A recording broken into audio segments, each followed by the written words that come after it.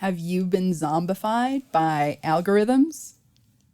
Welcome to the Zombified Podcast, your source for fresh brains. Zombified is a production of Arizona State University and the Zombie Apocalypse Medicine Alliance. I am your host, Athena Ectipus. I'm a professor at ASU in the psychology department, and I am also the proud chair of the Zombie Apocalypse Medicine Alliance. And I am your co-host, Dave Lundberg-Kenrick, the Media Outreach Program Manager at ASU and brain enthusiast. Yes, we love brains. We do. We can't get enough. No. And so today we have Ed Finn telling us something that I find really terrifying. I think this is like our scariest episode. Yeah. So do you want to tell us a bit about it? Well, yeah. So Ed Finn, he is an author, and he's also the founding director of this center we have at ASU called the Center for Science and the Imagination.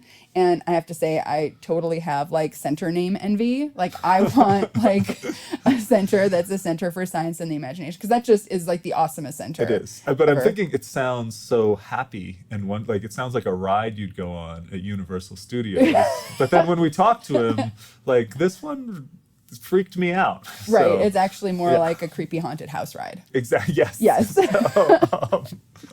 Yeah. And so Ed talks to us about algorithms, what algorithms are and what algorithms want. Do you know what it is that they want, Dave? I mean, they want to control us, apparently. Yes. And they want our brains. Yeah. They eat brains. Like that's what algorithms, they're brain eaters. Yeah, and they're insatiable.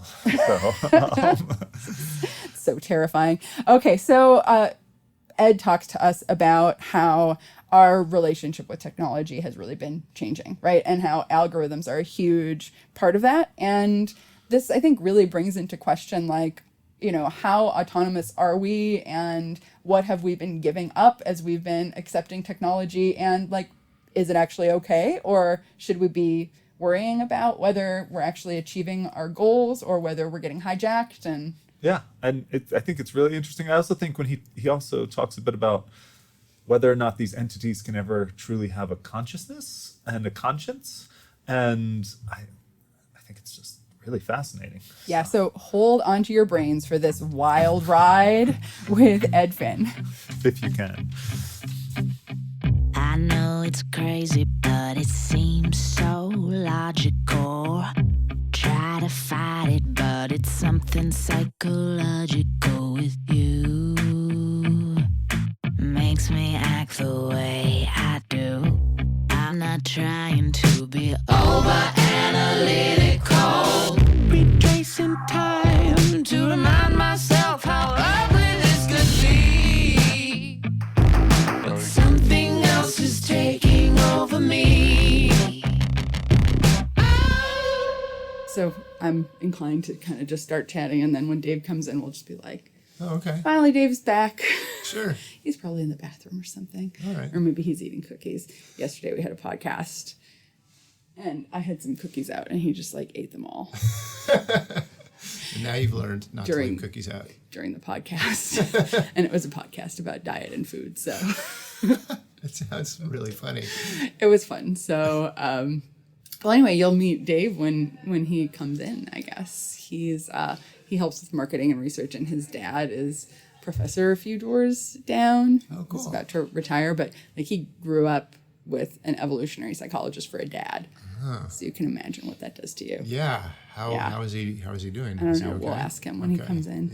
Yeah. So Ed, thank you so much for being on Zombified. So can you maybe, we have all this background noise because we're waiting for Dave, but I think we can get started. Just like talk a little bit about, do you know about the podcast a little bit? I mean, you were at the ZAM meeting. Oh, here's Dave. Yay. Dave's here.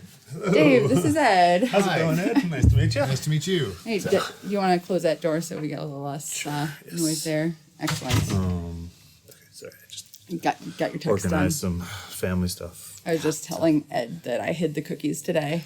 Yeah, I heard you love the cookies.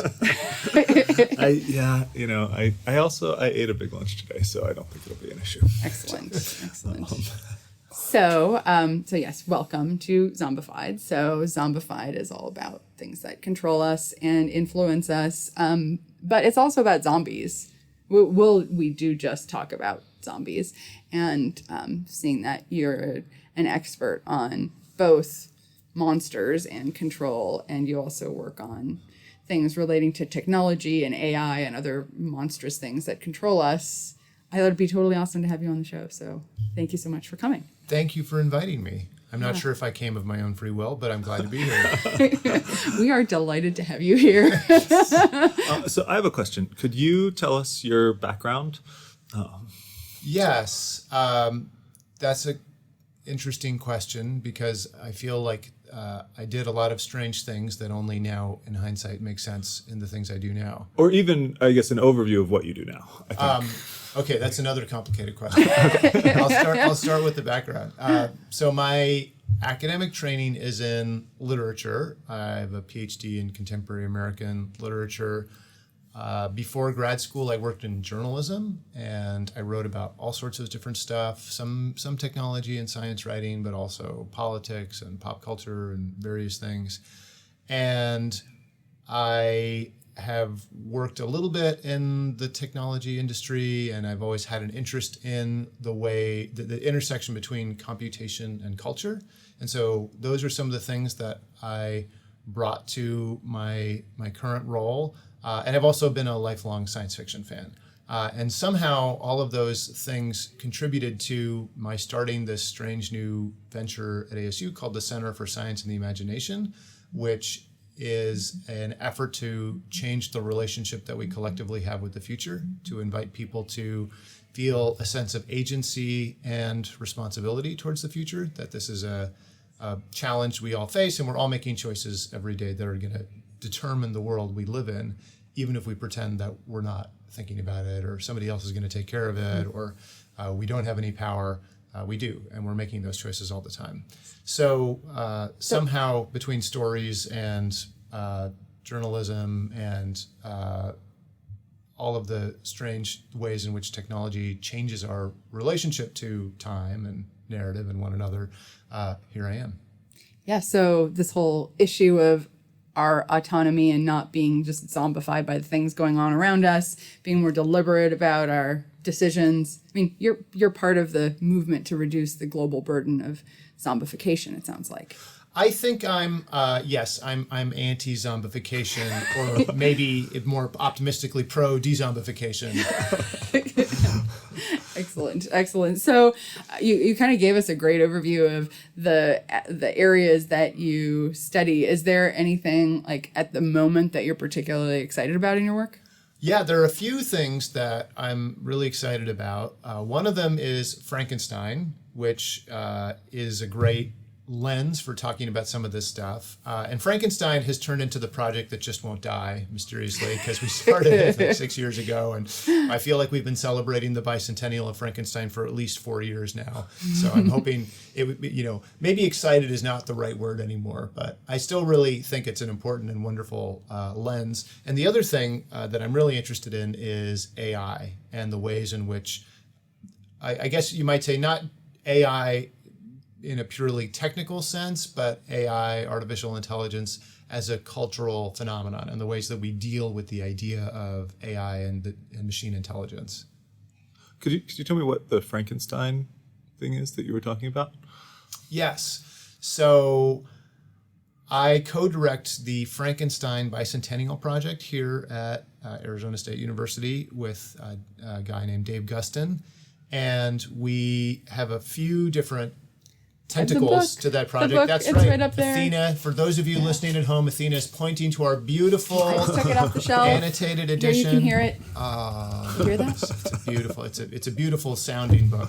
It's Frankenstein annotated for scientists, engineers, and creators of all kinds. So we took Mary Shelley's novel and we added a bunch of essays and annotations from experts. I think you wrote one, right, Athena? Yeah, I wrote one about microchimerism and how we're actually made of the parts of many different bodies, so we're all a monster. Cool. Yeah. Not exactly surprising that Athena would write an entry like that. But that's what makes this edition really awesome, I think, is that it brings in a lot of different perspectives from scientists, engineers, researchers in the social sciences, science fiction writers, artists, all sorts of people who wrote annotations or essays exploring how this book is not just a historical artifact, but actually is still really relevant and interesting. The central questions that the novel poses are really important for us right now as we are actually making all of these new kinds of life in synthetic biology, in terms of AI, robotics. And so that's one of the big pieces of our Frankenstein work. I'm also running a big grant around Frankenstein and informal STEM education. So asking these same questions through a big network of science centers and museums around the country. And we created a really fun new alternate reality game where you can become an intern in Victoria Frankenstein's lab and play through your own little ethical dilemma. We also took the whole book project and put it online for free. So you don't even have to buy this book, though, of course you should. You don't have to read it, but you should buy it. But you don't have to buy it. You can find it, the whole thing for free, including actually a bunch of annotations that are not in the print edition at frankenbook.org. And that is supposed to be a collaborative reading and annotation project. So you can also add your own questions and comments and see some really cool animated videos we made. But you should buy the book anyway because it's pretty and it sounds really nice when you flip the pages. It actually is a really nice looking book. Yeah. If somebody did want to buy the book, where would they look for it? It's everywhere. It's available at your favorite bookseller. It is published by MIT Press, so you could get it from them. You can get it from your favorite digital behemoth bookseller or your local indie bookseller, whatever reanimates your corpse. Cool. Awesome. So I want to ask about monsters and this whole issue of like autonomy and control and like, what really is the notion of the monster and how does it intersect with autonomy? And like, is a monster about something that is developing autonomy that's now different from the creator, or what's the relationship there? That's a really good question. And I think there are a few ways to approach it. So one of them is we call things the monster when we feel threatened, and we don't know how to handle this question of autonomy. So we call things monstrous when they are somehow troubling the boundary between what we recognize as familiar and what we recognize as dangerous. And if you think about, I'm not really an expert in this, but there's a rich history of legal categories of monsters in Europe and medieval and Renaissance Europe, where there are different categories for people who might have mental disabilities or people who had physical, physical challenges or just sort of different bodies than what was expected, and so those are all efforts to put this uncomfortable feeling, this problem into a box, right? Say, oh, well, we're going to give you a label. You are now officially a monster, and there are different categories of monsters, and some monsters, can vote, and some monsters can't. Things like that. Some monsters can own property, and some can't. So that's one level of it, and another level of monstrosity is when that sense of being threatened gets more extreme, and we say, "Oh no, this is this is now officially an other. This is an enemy. This is an identity that is threatening us in some way. Maybe it's an existential threat, a monster like the Terminator, right? Skynet, or maybe it's a more intimate monster like the creature in Frankenstein, where it's not necessarily about an existential threat to the human species, at least not at first, but it's somehow threatening to our sense of identity and our sense of self. Yeah. So for these monsters that kind of arise from us that, we initiate, whether it's, like the monster in Frankenstein or whether it's, current issues that we kind of have in, biotechnology where we're creating things that may be, evolving or growing of their own accord. Where is the point where they become scary, the point where they start being out of our control or not predictable, or is that part of what makes them monstrous? I think maybe the unpredictability is actually even scarier to us than the notion of control. It's when things start to surprise us, because there are lots of creatures, entities that we create that we grant different levels of autonomy to. And we don't think of them as monstrous until they start to surprise us in different ways. So if you think about most of the airplanes we see flying in the skies are flying themselves. The pilots are not controlling the airplane most of the time. They maybe for the most sensitive parts, taking off and landing, the pilot might be manually controlling it. But we've automated a huge amount of that for safety reasons. We've automated most of the airplane travel experience, and nobody thinks of the airplane as a monster, right? Even when things malfunction, because even when it's unpredictable or something goes wrong, we don't find that surprising in a sort of existential way. I wouldn't be surprised if people describe totally independent autonomous vehicles as monstrous at some point in the future. It's one thing when the Uber runs over and kills a pedestrian, which happened in Tempe about a year and a half ago. I think that it was early enough that nobody was really accusing the car of monstrosity then, but that was also because there were still so many constraints on the vehicle, and all of the discussion, or most of the discussion I think that I saw at least, was about the fact that the human in the car was not paying attention, right? And I think there probably were some people who accused that human of being a monster for that lack of oversight. But once we grant these systems more autonomy, then it's the not just the autonomy, but the ways in which it's used that we didn't expect, the unexpected, the unpredictable, the surprising, that really pushes us into the space of monstrosity. What about, have you seen like Azim Sharif's research on the cars that have to choose whether to kill the driver or the passenger?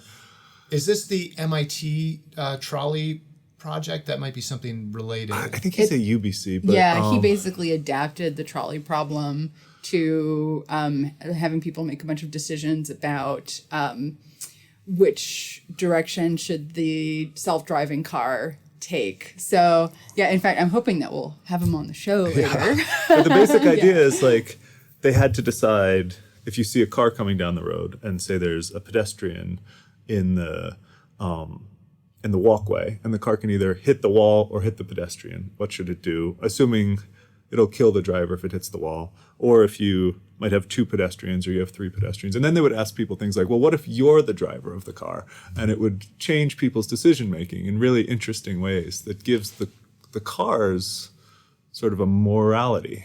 So it's... Right. Yeah. I mean, the whole idea of having self-driving cars means that if you're going to give them algorithms for what they should do, there actually has to be some consideration of the moral components to that, right? So it's this whole new dilemma that we haven't had to face previously.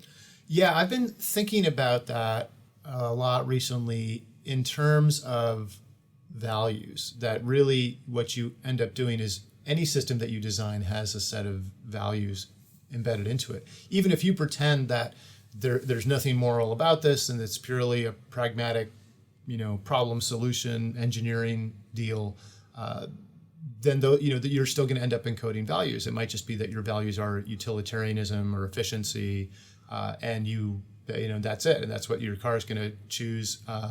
Maybe your car in that situation is going to make the choice that uses the least amount of gas. Right. Right. So, that's a value decision, and you've encoded it. And if you don't think about the value structure that you're going to use in designing your system, then that just means that you haven't had a chance to reflect on it consciously. There's still going to be some kind of a value structure embedded into the thing you've made. It's like a zombie value system. Yeah, that's right. And a lot of systems actually end up with that.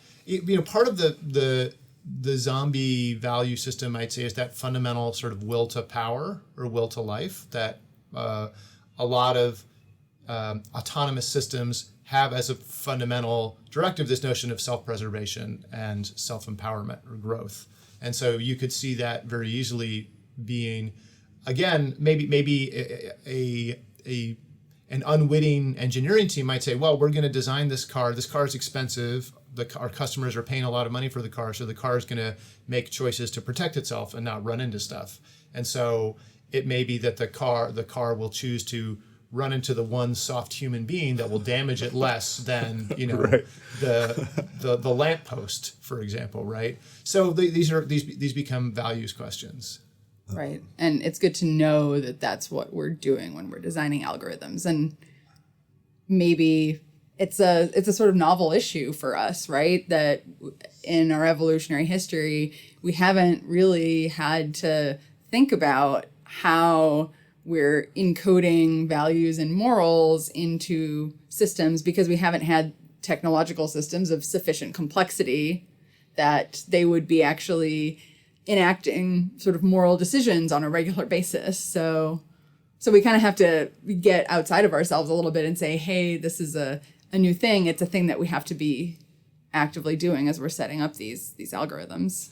Yeah, what's interesting is that we are now is the speed at which these decisions take place and the level to which they're decentralized and autonomous, that a car is actually a really powerful thing. It's a dangerous, high-speed projectile weapon, just like an airplane can be a very powerful, dangerous, high-speed projectile weapon.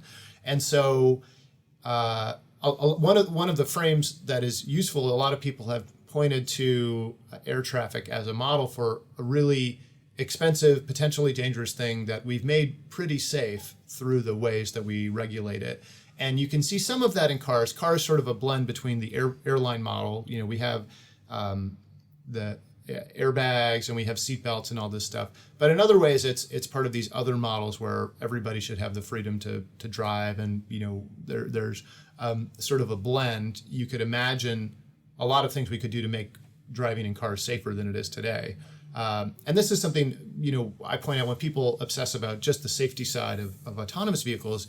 Well, if we were optimizing for safety, Phoenix, Arizona has the highest rate of pedestrian fatalities in the country on a per capita basis. Really? Yeah. That's scary. A lot of people die because of cars now. We obviously don't think safety is that important because we've chosen to pay attention to all this other stuff instead. So I think there's some truth to the argument that overall autonomous vehicles will probably make things safer, but there are a lot of really important decisions that have to happen along the way. Are there other technologies that are sort of enacting these moral values without us quite realizing it, or things that you see coming up in the near future where we'll have to be really grappling with this? I think these technologies are proliferating all over the place. So the one way in which we've wrestled with this for a long time is in the construction of social and legal entities. If you think about legal history, that's the place more than anywhere else, I think, where people have wrestled with this question of values and value-based design. But because we recognize how hard it is and how imperfect human beings are, a trial for something like a murder case can take a really long time. A lot of these decisions that are made on an algorithmic level take place over the course of microseconds, and so that shift in scales is really profound. And one of the consequences is that humans are no longer actively involved in the actual decision-making process. We're only involved in the design process now. So to answer your question, finance, who gets loans or doesn't get loans, which resumes get forwarded to an actual human being for review for a new job application. These very pragmatic, a lot of companies are using algorithms to do investing for them, either on a sort of a day trading, very tactical scale, but also sometimes in a strategic sense. There are a lot of different arenas in which we're now giving systems power that have power that has moral consequences to it. So we're like outsourcing parts of our brain to silicone now, right? And we don't know how much of that is actually consistent with our intentions and our values and our goals versus how much of it we've just been a little bit lazy about setting up and now is its own like autonomous zombie-like thing that we're still using as part of our brains, right, to help us make decisions. So yeah, so sometimes I think it's sort of like this cognitive whitewashing, or like money laundering maybe is a better phrase for it. You say like, well, we're going to outsource this problem, this difficult moral problem, to this machine, and then the machine is flawless and rational, and so when the machine gives us the results back, they're objective and good, right, and we don't have to think about it anymore. So that's how the difficult problem of how do you evaluate loan applications, right? You say, oh, well, we're going to build this algorithm and we'll let the machine decide, and then it's not our moral problem anymore. We're trying to outsource the ethical quandary. You just put Spock in charge. Right. He will make the right decision using his uber rationality. But algorithms are not like Spock, right? They're designed by flawed humans, and they're based on flawed data, and the objectivity that we ascribe to them is just a myth. It's a story that we tell ourselves to make ourselves feel better because it's easier and we are lazy. In addition I mean, I often get paranoid when I get the robot. Like, if I have to call in and I want to talk to a person and I talk to the robot, it makes me hate the company almost instantly, because I feel like I always think the robot is designed to stall me, to deflect. Like, I actually think it's designed without my best interest in mind, Whereas a person, when I'm talking to a person, even if I know they have to follow a script, I always do feel like, well, at least there's somebody there who has a conscience. So I do. And not a zombie. Yeah, I do feel like I always, as a consumer, whenever I talk to one of those robots, it drives me insane. I hate those things. I've got to say, I feel sad in both situations because I feel like I'm talking to a zombie in both situations. And what makes me sad, and I agree, I think that the company does not have your best interests at heart. Now, there's a huge variation, right? Sometimes you talk to someone on the phone and the connection is poor and they have very limited information and they're working from a script, and they often don't have a lot of power to actually do anything to help you. And sometimes they also don't have any real motivation to help you, right? Sure. They just so clearly do not care about your problem. And sometimes those interactions feel extremely zombified, right? And so that makes me sad because we've taken, perfectly good, thoughtful human beings and turned them into zombies. And what does that say about this global, economic system that we've constructed for ourselves? The robot is also problematic, right? Because then you become the zombie in a way, because the robot only has a certain amount of variance or bandwidth in terms of the kinds of inputs it can accept. And so you probably find yourself using special language or grammatical phrasings or even a special tone of voice or repeating yourself to try and make yourself understood by the robot, right? So you become the zombie. Yeah, it's so hard to speak naturally when you're talking to a robot. Yeah. Well, I've just never had one that successfully helped me as part of the problem. So I've if they were beneficial, I think I might not have this. But I've become like one of those guys in Star Wars where it's like, your droids aren't allowed in here. These aren't the droids you're looking for? Yeah, or I was thinking of the guy in the cantina where he's like, your droids, they can't come in here. That's I'm right. Like, I get where he's coming from. He's had to call the cable company one time too many. So I feel that way about all of the microphones and sensors proliferating. All of these smart home devices. Oh my gosh. They're everywhere. Yeah. I'm very skeptical of why you would want to have all of these sensors in your house listening to you all the time. Yeah. What do they do with all of that data? They give you better ads. Right? They give you ads that are more designed to manipulate you. So I think there's a lot of truth to that. I think that often they are used to market to you. They are surveilling you theoretically with your knowledge, right? That you've agreed to this so that you can say, okay, Big Five tech company, turn on the lights instead of walking 5 feet across the room and turn them on for yourself. Now, I have to throw in a caveat here, which is that I'm having a wonderful time, blaming all of this thoughtless outsourcing of cognition to technological systems, but we should recognize how little we know about how our biological cognitive systems work. and how bad we are at assessing things like risk and how bad we are at morality, right? So the trolley problem, as you said, why should it matter whether you're in the car or not, or whether your Aunt Edna is one of the passengers or not? That our ideals of moral behavior and the pragmatic reality, when you actually say, no, you're going to be one of these people, right? Our ideals and our lived behaviors, there's a huge gulf between them. And so, not to mention all of the biases and heuristics just in decision making in general.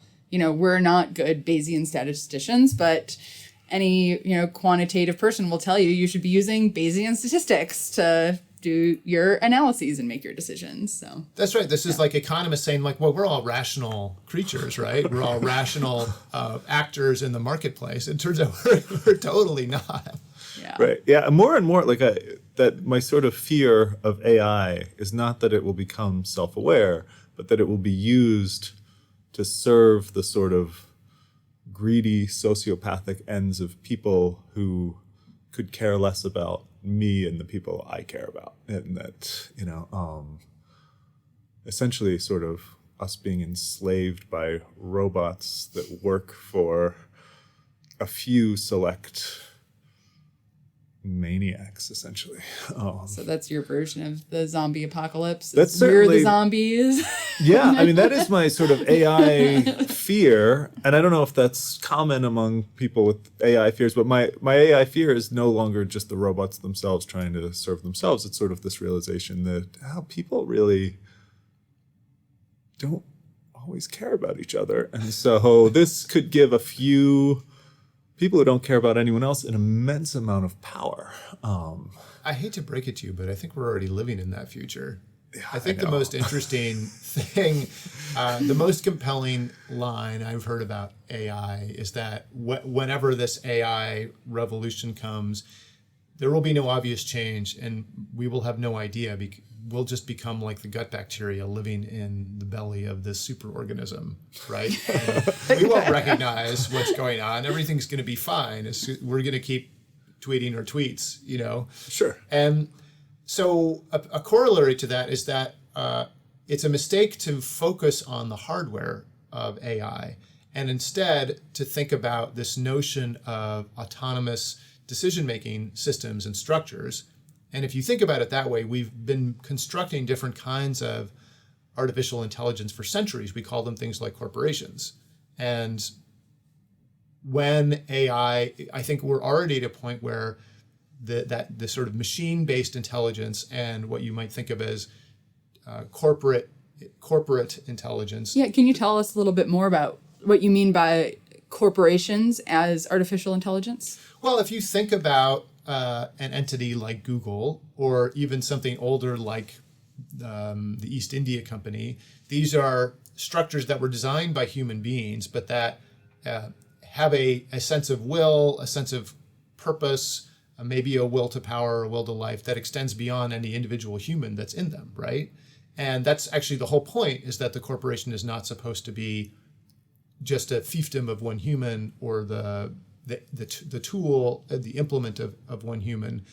And the way we think about corporations now with this public shareholder model, that's very much the case. There's this philosophy that the corporation should have its own independent agency, and through Citizens United, I think that was the Supreme Court case, we continue to grant more legal status and personhood to corporations, which recognizes, I think, this interesting independent category of agency that they have. So if they're a, independent autonomous agent, would you say that they are more like humans or more like, monsters? I think they're not human. That's their interests, their forms of memory and agency are very inhuman, and so I think they are more like monsters. If that's the bifurcation, right, is human or monster, then I'd say they're closer to monsters. Are they zombies then, or are they a different kind of monster? I mean, I could certainly see how there's parallels between the sort of corporate, like grow, like get more money essentially with that sort of zombie single track eat sort of philosophy, right? And I think that seems like that may be part of what the problem is, the sort of lack of like, do you feel like corporations can have a conscience? That is a really good question. Because if they're a zombie or not really comes down to like the mindlessness or conscious part of it. So. Yeah, versus that single focus. Yeah. I don't know. I suppose you could make an evolutionary argument that we are evolving more complex forms of corporation, and that maybe AI is the moment where corporations will develop a form of consciousness. Corporations have nervous systems. They have email, and they have streams of information back and forth. They have antibodies. They have pseudopods. They have reproductive organs. What are their antibodies? Like the security people and patent law and lawyers. And what are their reproductive organs? IPOs and I think there are different kinds, because I think advertising is like pollen, So I think the interesting question is whether corporations have something beyond what you might think of as the simpler life form. Oh, it's just about reproduction, self-preservation, preserving the genetic heritage, or if it's about some higher form of mission. I feel like we're getting into a quasi-mystical discussion of information now, and life as the organization of information. I don't know that. I think that zombies exist at that level of, the sort of will to life, and not really anything else. And I think it's an interesting open question whether corporations exist solely to metastasize, or that they have, they all have mission statements, right? And to what extent the mission statement is actually a real objective. What about the corporations that want your brains? That want to take over your attention, manipulate your behavior? They do. Well, that's why I'm wondering if they're not the zombies, if they're the zombie factories. The zombification agents? Yeah, the zombifiers. I mean, it is, and that also does have parallels, because it's like when the zombie bites you and then you become a zombie. So the corporations, those sort of tech companies, I think that main purpose is to sort of get people's attention and then adjust their behavior. Repost it to your social network or whatever. Yeah. This new suitcase is so exciting. I can plug in my USB directly to it. It's kind of it's like timeshare zombification, right? Because they it's a viral model, because you can't kill the host, and you don't want the host to lose their job, because then you can't harvest all of their surplus income. Interesting. Yeah. All right, so you want to keep your host alive as long as possible and disseminating. That's right. And then while you're extracting the surplus that you can while keeping them alive. Right. Oh, but then again, this gets into this fascinating question: is it more like a virus, or is it more like ants farming aphids? Where it's like a slightly more long-term thinking, structured organization model.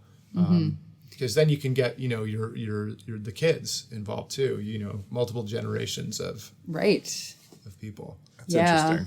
Yeah, it's more like long-term cultivation of our attention and our future children's attention and their children's attention, zombifying enough of the brain so that we can still keep functioning in normal society while... I mean, that's an interesting sort of... Because I've noticed there's this sort of business model of it's like Star Wars and Nintendo and Lego all have this thing where they've tapped into nostalgia in this way that has managed to keep their business going among our generation, which I think may be a thing that corporations are probably realizing, that this sort of generational model probably Well, because then it's like bonding time with your kids because it's Nintendo. And like I remember playing Super Mario Brothers when, I was 7. So Yeah. so it's quality family time. But that does seem like that requires instilling pleasant memories, because I think there were probably a lot of competitors for those guys that nobody remembers or they don't remember fondly because they might have just sold us crap. And so well, this is the production of memory and the production of history is just as important as shaping the future and defining what the choices are for your next car. It's also about what is official or remembered history from the past. And that's why we have such tangled and intimate relationships with these companies, because they're storing all of our photos and all of our messages, and a lot of this outsourced nostalgia and very intimate personal history that we've entrusted to the cloud. And so those are high stakes, and people talk about if they lose access to that for one reason or another, how difficult that can be, how much it feels like losing a part of yourself. Have you guys ever tried to quit Facebook? Did we talk about this? Have we talked about I don't think we've talked about this. So I deleted it from my phone. Okay. But I sometimes go on it on my computer. So if you try to deactivate your account, they show you all these pictures of like you and your friends, and they're like, Bill will really miss you, and like it's really interesting to see the process. Did you deactivate? I did, but then they somehow got me back, so I've now been reactivated. But You've been reanimated. But it is really interesting how they sort of like, that was the first time when I saw it, I was like, oh wow, they really are paying attention, and they want to live. Like, that's more than anything. They do not want you to stop. That's right. So, but I guess that's probably, I'll bet you there's a lot of companies like that I don't know. I think there's a power law, though, and very few companies have a tremendous amount of your data and power over you because of these long-term relationships. And in part because the power law is a network law, and Bill, it's going to be harder to stay in touch with Bill if you're not on Facebook. And because everybody, for better or for worse, mostly for worse, is still on Facebook, right? And so it's harder to leave because of that. One of the essays in our Frankenstein book is by Cory Doctorow, the science fiction writer and activist, and he is a self-described Facebook vegan, and he's not on Facebook. But he says there's a high social cost, and he doesn't know about things that are going on in his daughter's school because he's not on there. What does Facebook vegan mean? He doesn't do Facebook or Instagram or any of the all. Facebook things. He's not on them at all. Okay. Wow. Yeah. No, it's a cost. I mean, people use it as a default channel of communication. Yeah, actually, that's part of why I went back, is I would miss out on things like board game group, like get together sort of things. Yeah. The really important stuff. Yeah. But yeah, kids' school stuff. I mean, like my son's class, like they went on a class trip and they were posting on Facebook, and that was the only way for you to see what was going on the class trip. Yeah. So it's really, it's become part of maybe our collective nervous system, right? It's a channel where communication is happening. And if you're not tapped in, then you're out of the loop. Yeah. So what are there alternatives to this? Like sort of looking to the future, even if it's speculating about what we might have, like, is there a way, either as individuals or as a society, to... Yeah, that isn't... Like, could we survive without, so I suppose we could survive without Facebook. When you were talking about just all the sort of corporations, I feel like that's so all-consuming. It's like, could somebody really... Well, and they give us a lot of things that we really want. Yeah. Right away. we are the ones who voted for this, right, with our wallets and our choices. So it's not about some evil cabal of people who have taken over the world. We've all bought into this environment that we live in. So I do think there are alternatives, though.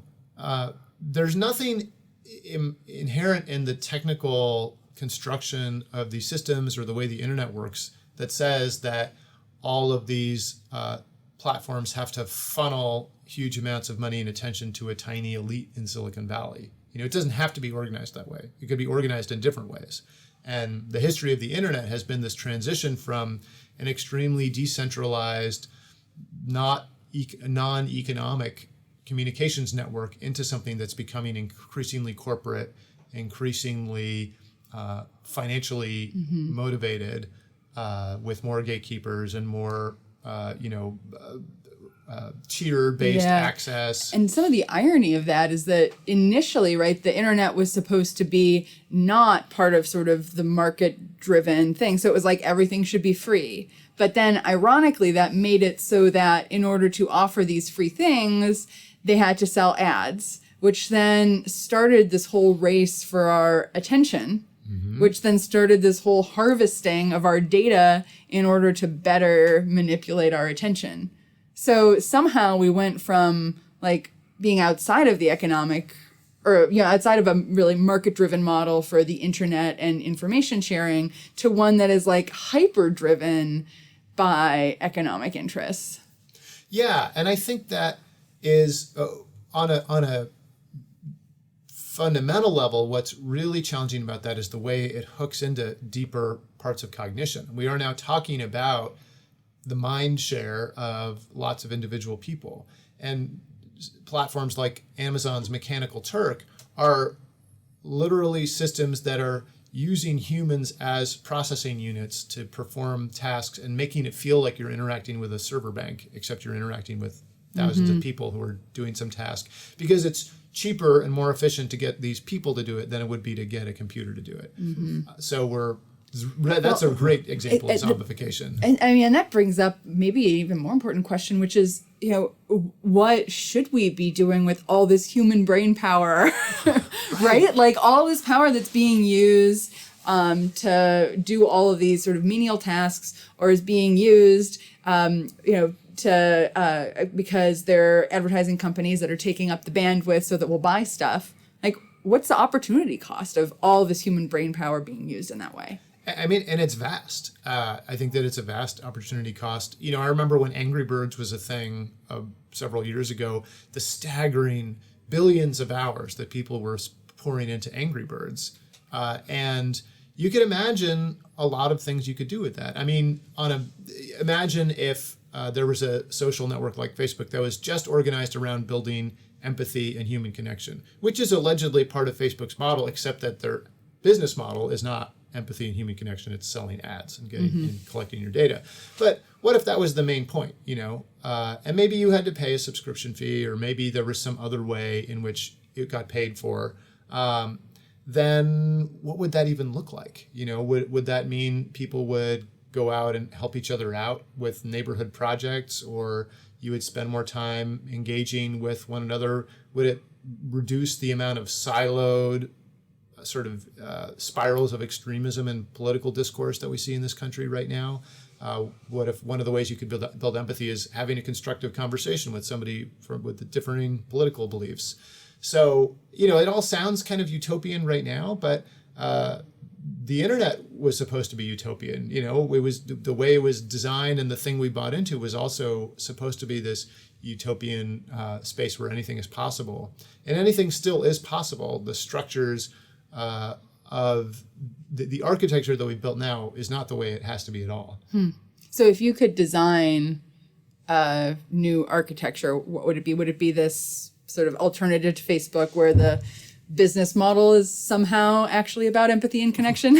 Yeah, I would think about empathy, cooperation, and so for me, a big keyword is imagination. So how could we use a platform like this to cultivate imagination? And I bring that up because I think empathy is one form of imagination, is about being able to conceive of the lives of other people and imagine how they are feeling or what they are experiencing, because we're all individual islands of consciousness, right? And one of the reasons that we have such a collective hunger for the internet is that we crave that connection, that sense We want brains. We want brains. We want other brains. Totally.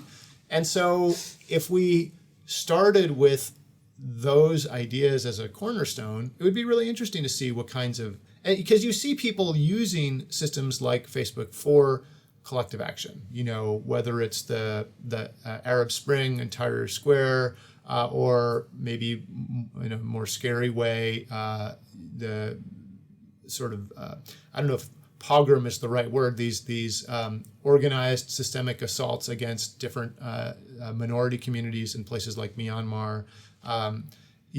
People organize themselves in ways that are not driven primarily by economics to do things that they feel are important.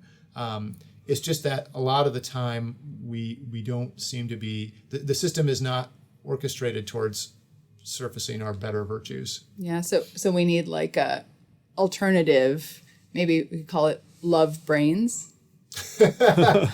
Would you guys join? If we, Sure. Yeah. All right. That sounds really warm and inviting. I definitely want my kids on Love Brains. But I guess it would need to be subscription based, right? Because otherwise, Yeah. Are there other alternatives? So we could have ads, or we could pay money, or are there other ways that we could set it up? I think you should do it through generosity. I think you should be able to, you could pay money or you could do good deeds, and that could be your participation model.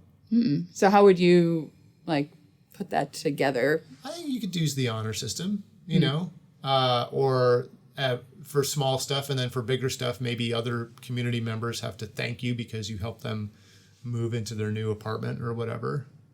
So somehow figure out how to leverage people's cooperation to keep, but how are we going to pay for the technology side of it? Well, I don't know. You could have it be distributed and actually use the technology that people already own. Our smartphones these days are pretty sophisticated processors. You could have something that runs like a desktop client. Do you remember the protein folding game? This is a screensaver that you could download that would run as a screensaver, but it would also contribute some of your processing time on your computer towards these protein folding problems, these big computational problems. So there are a lot of models out there for using distributed computation to do some of this work. Or maybe you could fund it in other ways too. I mean, Wikipedia is a pretty good, I think, model of a sort of decentralized, sort of volunteer-based thing that's really grown to be. Now, I guess it's sort of being taken over by some of the content marketing zombies of the internet. But if we think of it from first principles, a system that is actually based on connecting people and providing a platform for people to interact, that's really a public good. And traditionally, we fund things that are public goods through, taxation or, some higher level institutional funding. So, I mean, is there any possibility of this actually being something that would be funded possibly even at a government level through maybe, grants that would allow the development of systems that would be free to users, or maybe, I don't know, highly discounted, or there'd be a sliding scale or something like that? I mean, I think it's worth a shot. This is starting to sound like a grant proposal. And you're on it. it is interesting that there's not something like that sort of brings people. I mean, I guess Facebook is sort of trying to monopolize that, but yeah, because they want they in a very straightforward business sense see anyone who's not using Facebook and using something else as a problem, right? So of course they're going to play every card they can to get you to not leave Facebook. Right. I think we would probably see other kinds of resistance to something like this. right. Well, I think we've had a great chat about the potential positive future, but I do want to give a chance for you to tell us anything we should be watching out for or worried about in terms of technology and algorithms and zombification in the near future, or even the far future that maybe we want to get ahead of. Well, I think we've been talking about both sides of it. I think that there's a lot to be worried about in the business as usual approach or the unreflective approach. So I wrote this book called What Algorithms Want, and one of my Buy the book. You should buy that book. It doesn't sound quite as nice as the Frankenstein book, but it's very nice.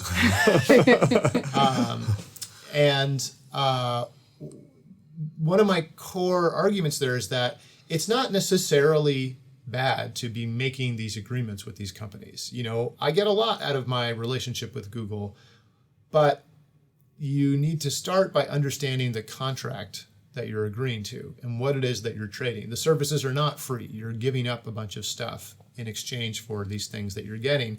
And I think most people are not really aware of that, and they don't have any sense of, even if they know the terms, you know, okay, so they're going to take my data, but what does that really mean? What are they going to do with it? And so having that sense of awareness about what some of these agreements are requires a foundational layer of algorithmic literacy. And I don't think that everybody needs to know how to program, but you need to have some understanding of how these systems work and what some of the moral hazards are, like some of the stuff we've been talking about. So I think that's really important. And right now, I feel like we're not really moving in that direction. We keep sliding in the other direction, which is this sort of captive model where you're outsourcing more and more of your life to one of a small set of companies, and you really don't know anymore what you've given up, right? Or So you're like a zombie, but you don't know it. yeah, you're an unwitting zombie. Yeah. So how do we wrest back our autonomy? Well, I think it's by starting to make these choices. It's by complaining and being participatory in some of the systems that we're using. But sometimes that's not all that effective, and it's more effective to build something new that's different. And it's also, I think, effective to start communicating about this stuff, you know, building local conversation and talking to your friends and family and talking through the things you're worried about. A lot of what we're talking about here is this notion of norms and what are the norms around our behavior and our participation in different digital services. So if we change the culture of what is normative and what is okay or not okay, that's how you start to shift some of these conversations. And then I think another crucial piece of this, which is really connected to that, is that the people who are building most of these systems do not represent the global population of users, and we need more diversity in the room when we're building these systems, because a huge number of problems emerge because some entitled white bros in Silicon Valley made a bunch of design choices, often very well intentioned, and they thought they were saving the world.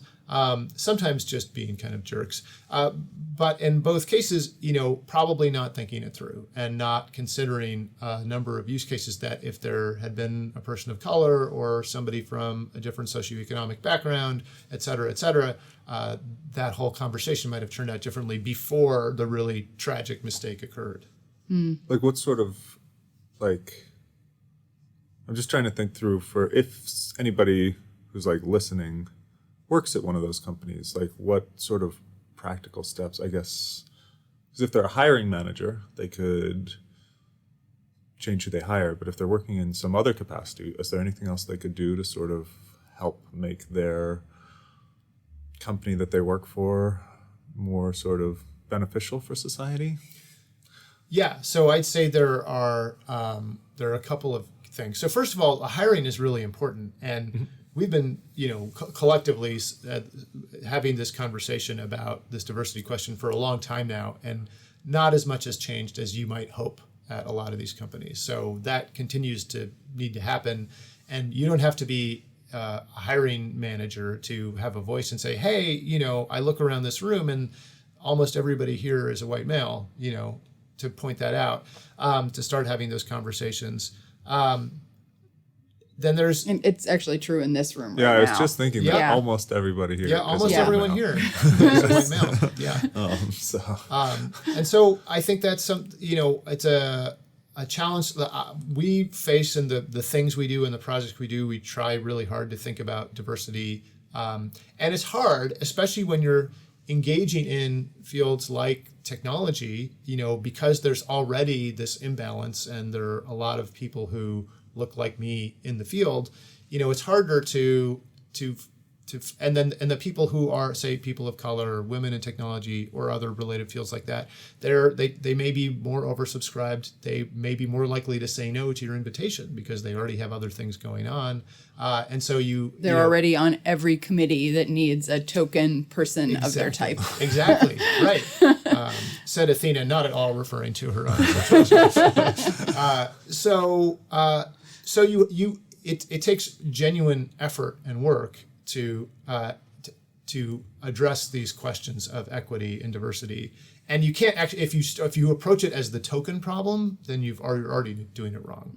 Because if you're like, okay, so I'm going to invite my friends and the people I think are cool, and then I'm going to save this one spot on my panel for the unicorn, who is the female person of color who's also like got this very particular unique academic specialty, so that they can check all of the boxes for me. And that those unicorns are hard to find, and you're already setting it up. So there's the in group and the out group, That's right? Yeah. And that's not what you want to do. You want to create a group that is inherently more inclusive. Yeah. So to get back to your question, there's also a kind of diversity, which is just diversity of thought that one can practice as an individual, which is to start to read, listen to, talk to people who are not like you.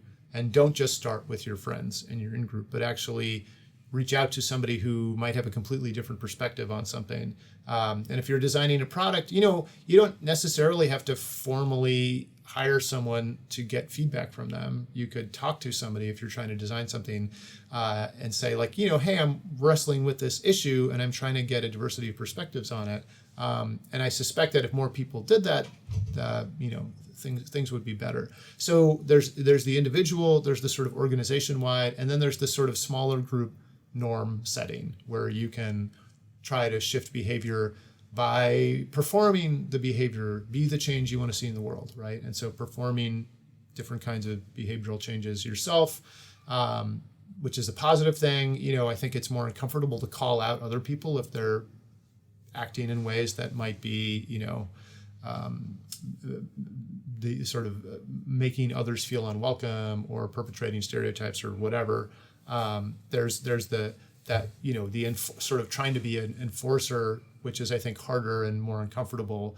But I think there's a lot to be said for just, trying to be the best moral person you can, recognizing that we all, have a lot on our plates. But in a way, it's like valuing that, right? If you start by valuing that, you'll make mistakes. We all make mistakes, but that's a good place to start. Yeah, and if you're just surrounding yourself by people who are really similar to you and just repeat the same stuff back to you, then you're like a collective zombie, right? Because it's just the same thing echoing around, and you're not really, taking in new information and operating on it, which, I don't know, from the perspective of like, what kind of algorithm is not a zombie? I mean, maybe it's the one that is bringing in new information and recalibrating based on that information and changing decision rules. So I'm going to ask this sort of question because I'm just trying to figure out how, because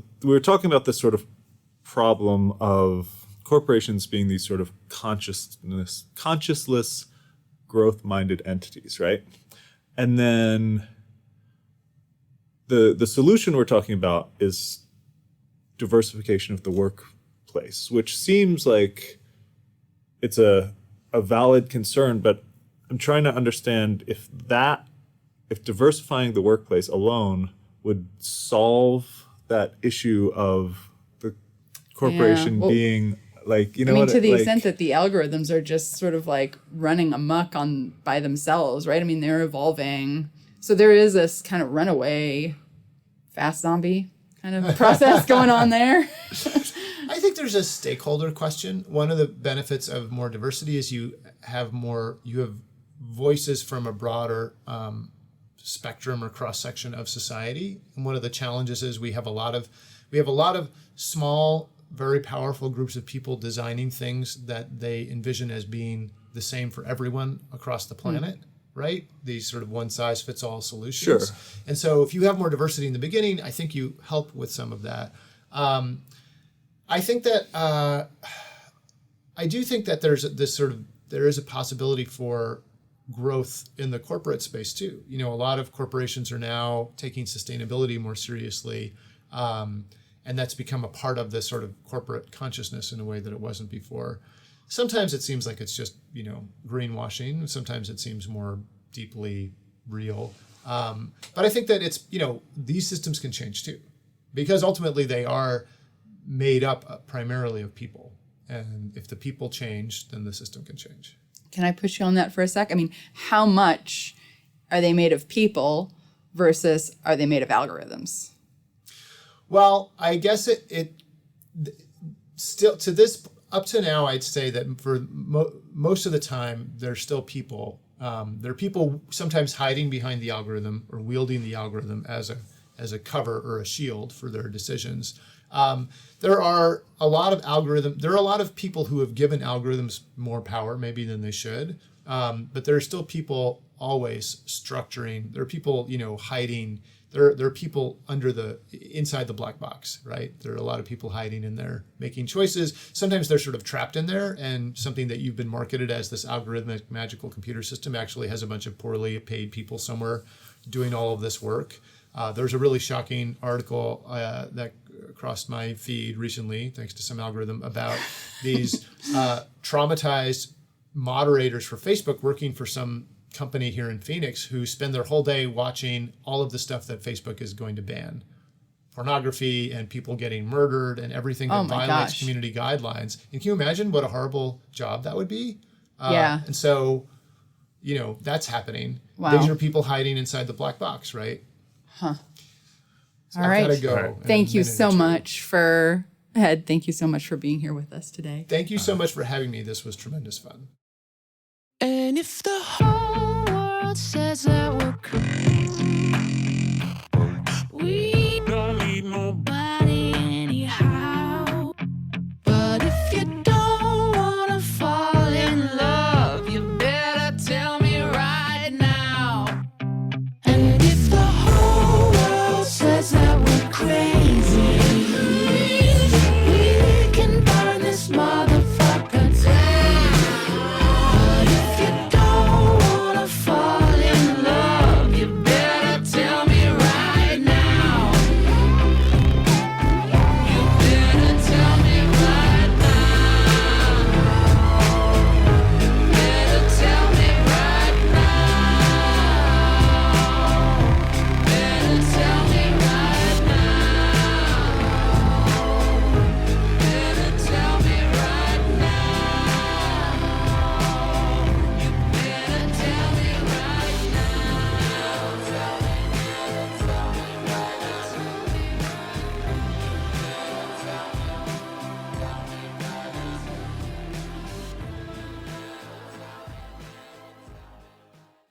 Thank you to the Department of Psychology and to ASU in general for supporting Zombified. Also, the Interdisciplinary Cooperation Initiative is a big part of why Zombified is possible. So thank you to the President's Office for your support. Hi, Michael Crow.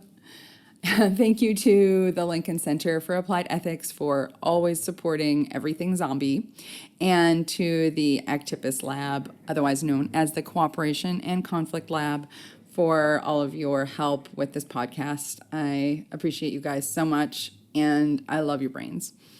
Thank you to the Zombie Apocalypse Medicine Alliance for supporting this podcast. If you are looking for us on social media, you can find us on Twitter and Instagram on Zombified Pod, and on Patreon, we are Zombified. Our website is zombified.org. Thanks to the amazing Tall Rom, who does our sound, and to Neil Smith, who does all of our illustrations for the podcast. Their brains help make this podcast possible and help make it what it is. So thank you guys so much. And I am so grateful just in general for everybody's generosity with their brains. It's amazing to have the privilege and opportunity to work on this podcast with so many amazing people and amazing guests. And I had a really, really fun time sharing brains with Ed Finn and Dave this episode. And so I wanted to share a little bit more of my brains like I do at the end of every episode. So I share something after the credits, whether it's like a story or a connection to my work or some sort of speculation. And so today I want to talk a little bit about brains and algorithms. So I think there's this really interesting kind of feedback loop where it's like algorithms want brains, but then brains also want algorithms. It's like the computational power is wanting more computational power. Brains want help with, doing the computation, and then the algorithms want to actually use our brains too. So it's all computation, and in a way, we could kind of think about algorithms as a sort of brain too, because they're processing information.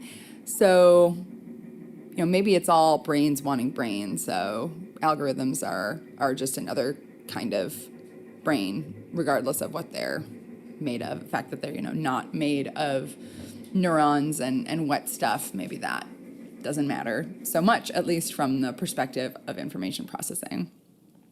All right, so let's get back to brains wanting brains, algorithms wanting brains, brains wanting algorithms. I think some of this ties in really interestingly with the episode with Mark Flynn a few episodes ago, because we talked about how humans have kind of evolved to need each other's brains and to want each other's brains and to use each other's brains. And so I think we really are a species that just does that like uses computational power that is not just sitting inside our skulls, but uses computational power outside of our skulls as well, whether it's other brains or machines of various sorts that can take in information and process it.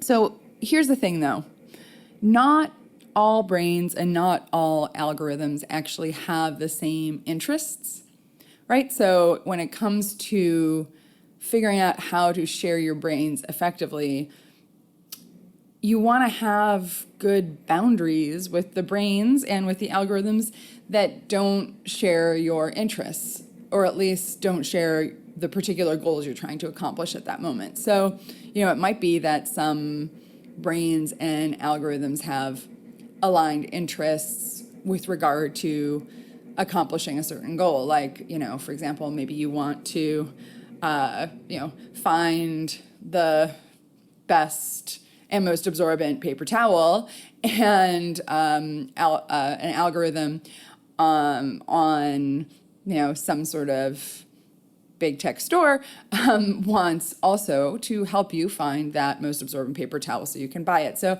if you have aligned interests, then you can kind of outsource some of that cognition, right? But to the extent that interests are not aligned, then you open yourself up to exploitation by outsourcing that information processing. So I think this kind of brings up a really interesting and general point that we need to be able to simultaneously share our brains and get the benefits of sharing those brains, but be alert to the situations where our interests are not aligned, and then have boundaries with those brains and algorithms where those interests are not fully aligned so that we don't get exploited. So with all of that, I want to thank you for letting yourself be zombified by this podcast for the last hour. Thanks for listening to Zombified, your source for fresh brains. It's crazy, but it seems so logical. I can't deny that there is something supernatural with you. Makes me act the